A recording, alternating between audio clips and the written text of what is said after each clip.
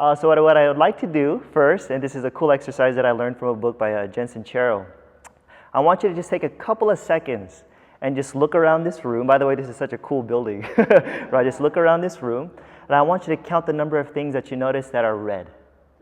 That are red. You don't need to name it out loud, but just start counting the things that you notice that are red in your mind, right? Just for a couple of seconds, okay? Just cut on my finger. All right, just for a couple more seconds, just start noticing. It's a little exercise, okay? You can't turn that far. Turn your neck around. Like the exorcist, right? Now everybody look at me. Just look at my eyes. Now don't look away for this next thing that I'm going to ask you to do. Just focus on me. Now I want you to tell me everything around you that is brown, okay? Now here's a funny thing, right? Now here's what's so interesting. You're just looking at me, and I know you can kind of see with your peripheral vision, right? There's probably a bunch of things around us that are brown, actually majority from what I could see right now as I look around.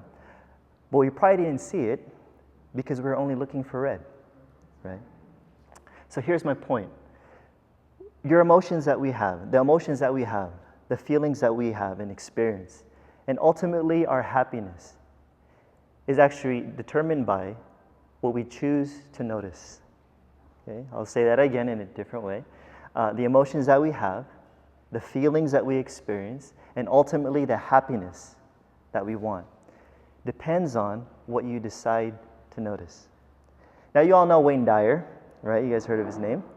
I love this saying by him. It says, when you change the way you look at things, the things that you look at change, right? When you change the way you look at things, the things that you look at change. In other words, ultimately, this human experience that we have is determined by the way that we choose to perceive reality. Okay? Not only the way we perceive it, but the way we could also create reality. Right? And some people, they don't understand that. They don't believe that you can actually create your reality. So the way that you choose and decide to perceive your reality changes everything, folks. Right? So just think about it. Just every single day, all of us, we have these countless experiences that we have. All of us have situations every single day. We meet certain people. We go to certain places.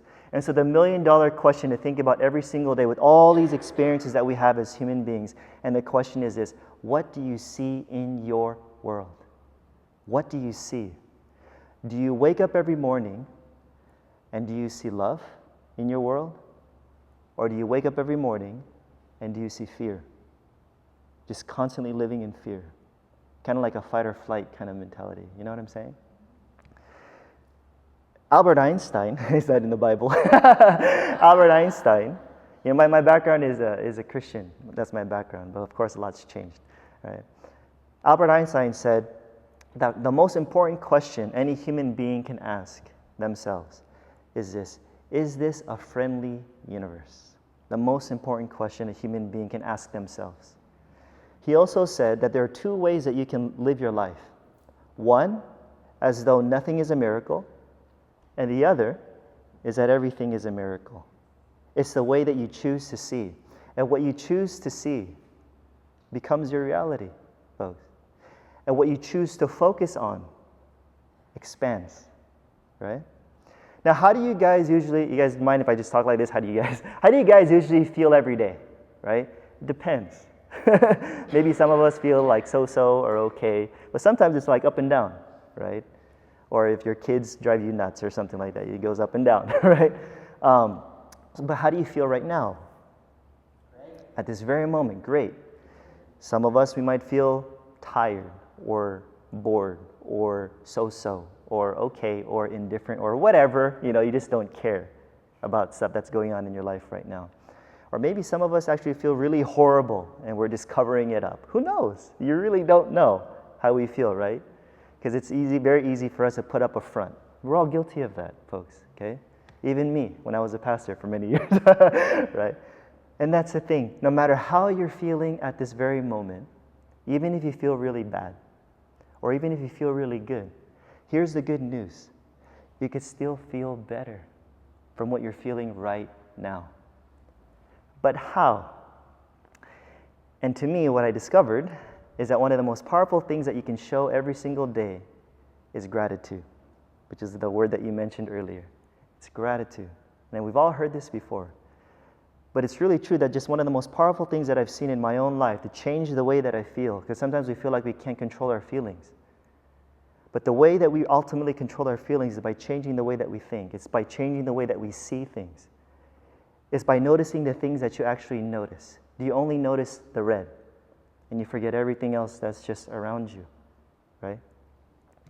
It's been scientifically proven that one of the greatest contributing factors to our overall happiness is actually showing gratitude, right? And so as you watch YouTube, as you told me you watch YouTube, there was an experiment that was done called the happiness experiment. I don't know, have any seen the happiness experiment? When you get a chance, look it up online. It's really interesting to watch. So they took several volunteers as subjects, and they made them take a test just on the spot. And the people that were volunteers, they didn't really have an idea what was going on or what they were looking for. But based upon the test, they were able to determine their level of happiness at that moment, which is really interesting. So what they were asked to do was they were asked to close their eyes and to think of the most influential person in their life. Just the most influential. It was probably a person that has done something so amazing for them, something that's so important for these individuals. And so they closed their eyes and they thought about that. They had this feeling of appreciation for this particular person. And then they were asked to write everything down that they can come up with of why this person was so important to their lives. And you guys know that when you write things down, it can be an emotional experience where you start feeling a sense of gratitude. But the experiment wasn't over yet. That after they wrote all of these wonderful things down about this particular person in their life, on the spot, they gave them a phone and they said, I want you to call that person right now, no matter what country they're in, and I want you to read exactly what you wrote down about this person. And there was a person that was actually out of the country. I think they ended up calling someone and waking them up like at 4 a.m. or something like that, right? But they were challenged to do that. And so, I don't know, I'm guilty of this. That, there's always a lot of nice things that we could say about a person behind their back. Yeah, so-and-so's dirty, you could get all detailed. And we're not very shy. But, when you actually tell it directly to the person, you'd be kind of shy, right? At least for me. But here's what happened. They called these people on the spot. And some of them got kind of awkward because they didn't know how to bring it up that they're doing an experiment. And as they were starting to read, the tears started to come out. And the gratitude, you started to see a shift, like a change in their attitude and how they were feeling. They started to smile. There was a lot of laughter. There was a lot of shyness going on, right? But then after they did that, they thought it was over and it wasn't. And they were given another happiness test, right? So they took the test all over again to determine their happiness. And here's what they discovered. That happiness increased after they made the phone call showing the appreciation, and it increased between 4 and 19%. That's pretty good, right? But here's what's even more interesting, is that the person who experienced the highest jump in happiness was the least happy person who walked in the door before the experiment started. So what does that mean? Folks, no matter what you're feeling right now, no matter how crappy you're feeling, how much you want to hide it, right? We're going through stuff at home or work, relationship. No matter what you're feeling right now, gratitude can change things very much, especially when you start to experience and you start to feel and raise that vibration. You guys following? Yeah? Now, I've shared about this a little bit at the meeting, but look at my hand. Okay, some of you already know about my hand already. So I was born this way. Now, here's my struggle, folks, when I was growing up. When I was a kid, I was teased a lot. So, kids could be kind of cruel. Sometimes adults can be kind of cruel too. But when I was a child, kids didn't have very smart things to say when they want to get mad at me. They would just say stuff like, at least I don't have one hand, and just stuff like that. So as a child, for me, I felt very insecure. I felt very ugly. Honestly, I really felt like girls wouldn't like me, and then my beautiful wife proved me wrong. You know what I'm saying? And so, but the thing is, I perceived myself that way, even though if it wasn't true. And so one of the memories that I have, actually it happened so many times when I was a child, that I would be sitting in the back of my parents' car in the back seat, and I would always just look at my hands, and I would just start crying. I was just very insecure. And I remember I was just focusing so much on what I don't have, just feeling very different. Like you just don't feel normal. I wanted to go to a school where there's like special kids. Honestly, I felt like that when I was a child. But when I was experiencing those things, I was always asking the question, why? Why me, God? What did I do? What did my parents do? But I realize that as human beings, there's nothing wrong with asking the question why, because we all struggle with stuff. But I realized that asking the question why didn't help me very much in the long run. And I stopped focusing on the why, and then I started focusing on the what. What do I have right now? And here's what's so funny. I have a palm, so all my fingers are small, they're underdeveloped. If I have a palm, why does that work for me? Why am I so happy for that? Because when I was in elementary school, I discovered breakdancing. And so when I was in elementary school, that became my biggest hobby, even to this day, believe it or not. I don't breakdance anymore, but literally, if there's internet, I still watch breakdancing every day, even before I go to bed most of the time.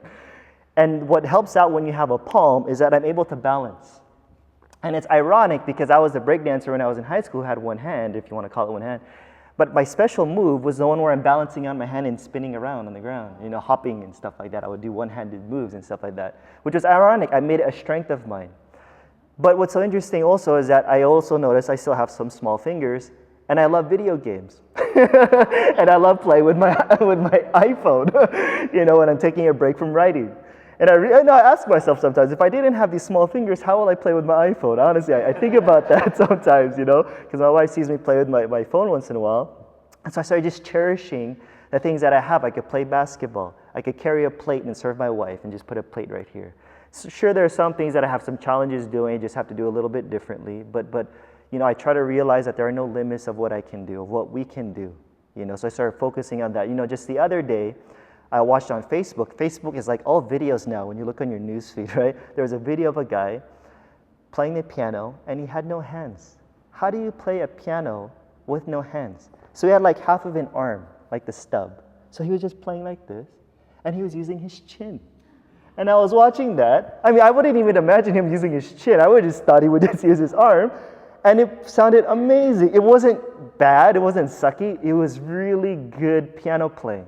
And Remy was like, Josh, you gotta watch this. And I'm just like, dude, it blows my mind of what people are able to see when they start focusing on what they have. And that's what I want us to do today is that what do you have right now that you can be thankful for? Because like I said, no matter how you're feeling, when you start focusing on what you have, life actually gets better. It gets better, folks. Some people can ask me and say, Josh, that's great. You're sharing about this gratitude thing, but my marriage is falling apart. I just lost my job and life sucks at the moment. How does this gratitude stuff really work? Now, I'm sure you guys know this already, as I'm sure you guys teach this. How many of you know that gratitude does raise your vibration, right? It affects your body, right? If that's true, and that everything is energy, and all things vibrate at a certain frequency, right? You and me and everything that we even desire vibrates at a certain frequency. What's so interesting to take note of is that as your frequency and your vibration is raised, and you start being in alignment with the universe, for some reason, things just start to work out, right? Maybe not the way that you want it to, but things just ultimately just start to work out. You start going in this flow of you just start allowing the universe to work things out for your good, right? Now let me put it in a different way for us with a religious background too. In other words, when you start trusting in the goodness and in the love of God, life works somehow. Or even it does talk about it where all things will work together for the good, right? Now, how will it work out? How will your marriage work out? How will you just lost your job? How are you going to make it through another month financially? I don't know. Here's the amazing thing. When you focus too much on the how, then you're going to start focusing on what you can see. And when you start focusing on what you can see, you know what's going to happen? You're going to start to doubt. You know why? Because what you can see, it does look like it will not work out. But this is where faith comes in. This is where trust comes in. This is where trust is involved, that when you're able to not focus on what you see, but you trust that the universe is good, and you trust that this universe is for you and friendly, you will see that somehow in the unseen realm, whatever that means, things just start to unfold effortlessly. And I've seen that even in my own life. Now, some of you know this story too about me. pretty secure job for several years when I was going to seminary school. At my age, at that time, from what I can tell, I made pretty good money. It was pretty stable, whatever that means. I don't know what stable means anymore, right? But I had a regular income. And so I had that for several years, and all of a sudden, back in 2008, I decided I'm going to go to the Philippines and just go with the money that I had. I actually gave my car away because I actually wanted to push myself to see what I can believe for. And I know that sounded crazy to some people. I actually had a brand new car and I gave it away because I didn't want to rely upon that. I could have converted it to $10,000 at the time for the Blue Book price. But I said, you know what? I want to see with the little that I have how this stuff works of trusting. And I know it sounds crazy, but I did that. So I went to the Philippines and I didn't have a regular job anymore. And there was nothing stable in that sense. And so I had times in my life when I was there, because honestly, when I went there, I didn't even know what I was doing.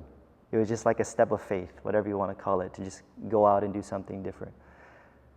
I had moments where I had more than enough money for today and for tomorrow, maybe even for a couple of weeks, but I didn't have enough money for the end of the month, for rent or something like that.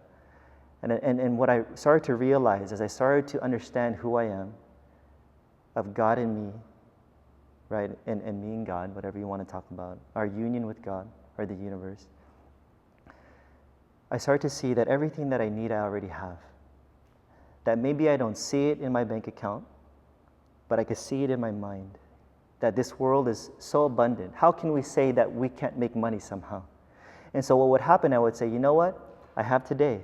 In fact, I have more than enough that I could help other people, because folks, you don't want to get by with just enough. Because then how can you help other people? But I realize I have more than enough today, and tomorrow's not here. And the end of the month when the rent is due is not here yet, but I'm not going to worry about that. So what I would do, and I could testify to this, of how this experience has been real for me, I would spend my money fearlessly and enjoy and treat myself. Not like I only have to spend money in helping the orphans in the Philippines, try to be religious. No, I could understand that life is good even for me, and that I have nothing to fear, and just spend. Spend it on other people, spend it on yourself. Know that this world is abundant for me.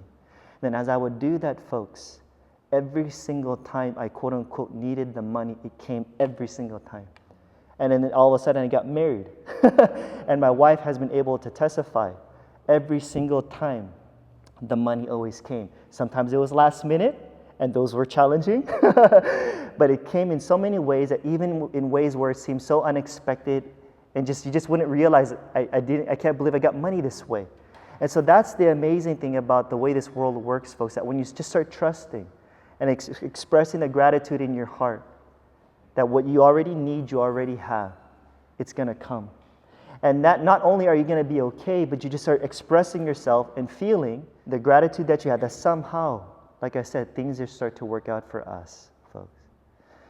I'm not going to say, isn't it interesting, folks, that the things that we tend to worry about, they don't happen?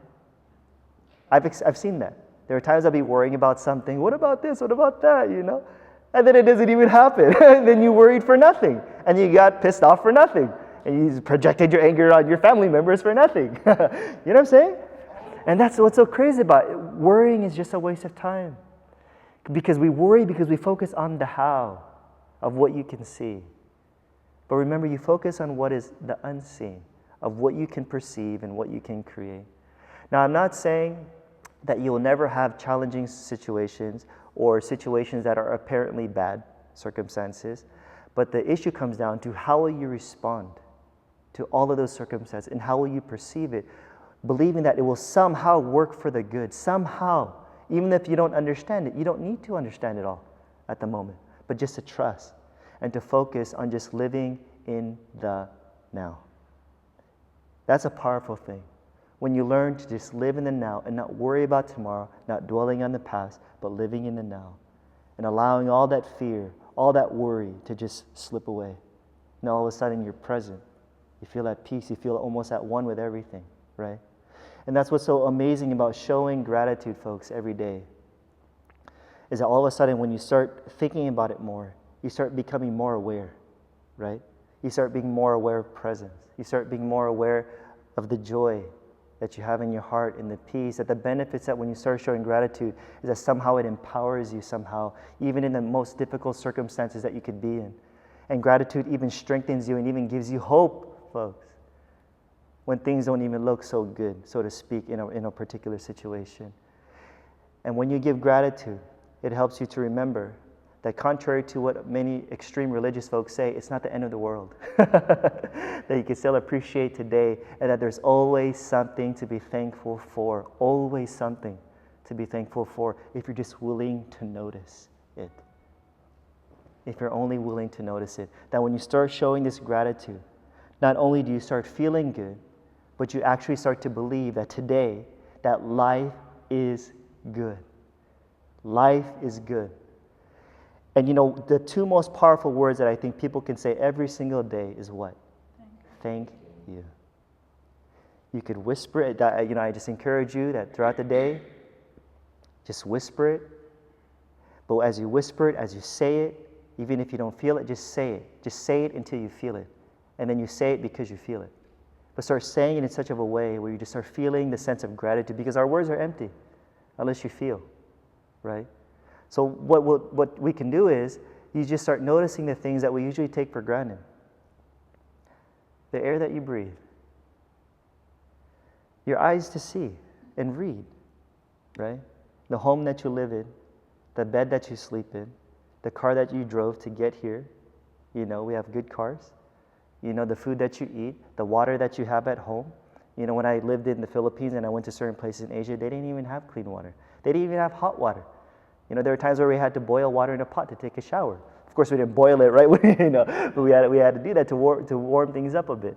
And that was very new for me as an American, because I took all of these things for granted. You know, someone smiling to you today, to be thankful for that. It cheers you up, just smiling. Or somebody opening up a door for you. Or somebody even giving you a text message inviting you for dinner, and you're thinking, wow, that person actually enjoys my company. They didn't have to do that. You know, something little like that. Or our family and our friends that we cherish. Or your pets. Or the entertainment that you have at home where you can just relax after you had a long day's work.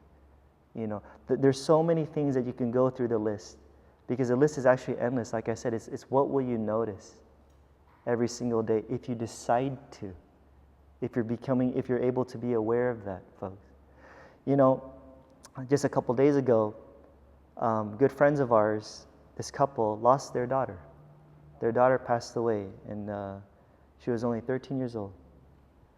And so yesterday was a funeral, and there was a lot of people. And as I was listening to everybody do the eulogy, it's a very emotional experience, even for me. You know, just listening, I couldn't hold back the tears, and you know, it just reminds me that even today is a gift. It's a gift, and that today is not just like any other day, but today is a new day. It's a new day. Today is a gift. Life is a gift. You know, and we've all heard it said that you want to live each day as though it were your last. Or I've heard other people say, live each day as though it was your first, you know. But however way you approach life, all I have to say is, live it well. Live each day well. Count all your blessings and just soak it all in. And just start watching life work for you. So, thank you very much. That's all. Yeah.